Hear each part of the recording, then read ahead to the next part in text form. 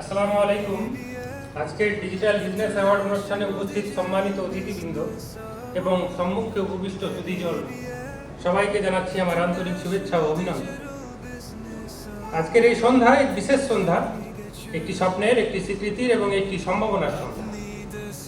আমরা উপস্থিত হয়েছি কক্সবাজারের এই নয়নাভিরাম পরিবেশে ডিজিটাল বিজনেস অ্যাওয়ার্ড 2025-এর শুভ সূচনা উপলক্ষে।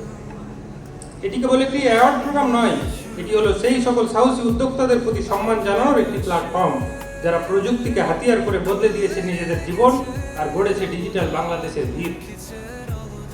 আমরা গর্বিত, আমরা কৃতজ্ঞ এই প্রতিভাবান তরুণ তরুণীদের দেখে যারা স্বপ্ন দেখতে জানে, সাহস করে ঝুঁকি নেয় আর প্রযুক্তিকে ব্যবহার করে সমাজে প্রভাব তৈরি করে।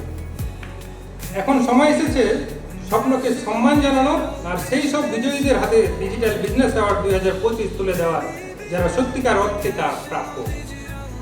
আজকে এই অনুষ্ঠানে উপস্থিত হয়ে অনুষ্ঠানকে প্রাণবন্ত ও আনন্দময় করে তোলার জন্য অতিথিদের আবারও শুভেচ্ছা ও আন্তরিক ধন্যবাদ জানিয়ে আমি আমার বক্তব্য শেষ করছি। ধন্যবাদ।